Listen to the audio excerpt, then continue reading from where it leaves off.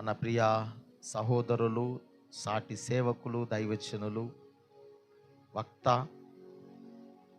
Pastor Praveen పగడాల గారు గడిచిన దినాలలో వారు ప్రభు చెంతకు వెళ్ళిపోయారు. వారి యొక్క మరణము నిజంగా క్రైస్తవ లోకానికి, మాకు వ్యక్తిగతంగా కూడా ఎంతో తీరని వేదన, భయంకరంగా మేము వారిని బట్టి వారి మరణ వార్త విన్నప్పుడు చాలా వేదనకు గురి అయ్యాము.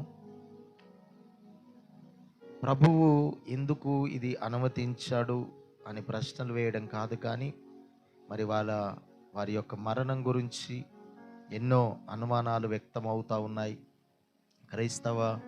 క్రైస్తవ సేవకులు అనేకులు కూడా మరి ఆ యొక్క అనుమానాల గురించి మాకు న్యాయం జరిగించండి, న్యాయం జరగాలి అని పోరాడుతున్నారు.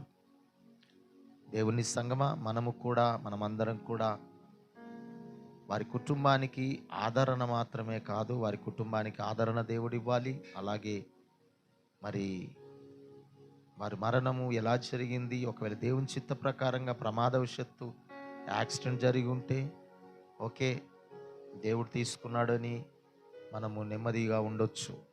కానీ ఒకవేళ ఎవరైనా ఏదైనా చేసి ఉంటే మాత్రం తప్పకుండా న్యాయం జరగాలి. ఆ దోషులకు ఇక శిక్ష కూడా పడాలని మనం ప్రార్థన చేయాలి.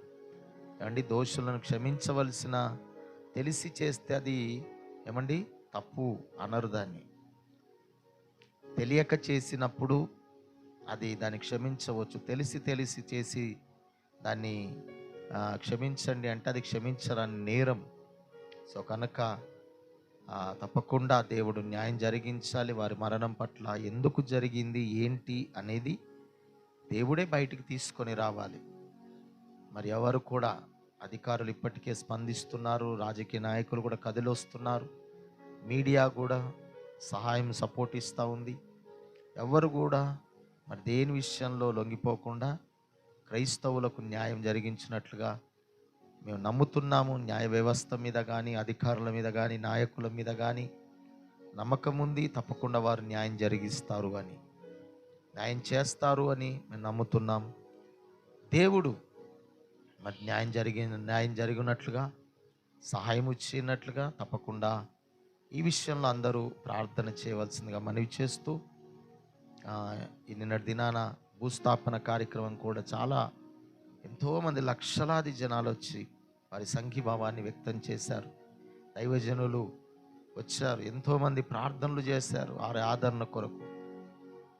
దేవుని సంగమా, మీరందరూ కూడా ప్రార్థనలో జ్ఞాపకం చేసుకోవాలని, అగాపే ప్రేయర్ టెంపుల్ తరఫున కూడా మరి వారి కుటుంబానికి ఆదరణ, అలాగే న్యాయం జరగాలని మేము కూడా మరి వారి కుటుంబ పక్షంగా ప్రార్థన చేస్తున్నాము. దేవుడు వారి పరిచర్యను మరి కుంటిబడిపోకుండా ఇంకా అద్భుత రీతిగా, ఇంకా బలముగా, ఒక ప్రవీణ్ పగడాల గారు లేరు అని, ఇంకా మేము ఏదో చేశామని మతం పేరట ఈ కార్యక్రమాలను చేసేవారు సంతోషిస్తున్నారు. కానీ మనము నమ్ముదాం, ఒక్క ప్రవీణ్ పగడాల కాదు, ఇంకా వందల మంది, వేల మంది ప్రవీణ్ పగడాల లేచుదురుగాకని మనం ప్రార్థన చేద్దాం. సో ఆ విధంగా దేవుడు లేపుతాడు.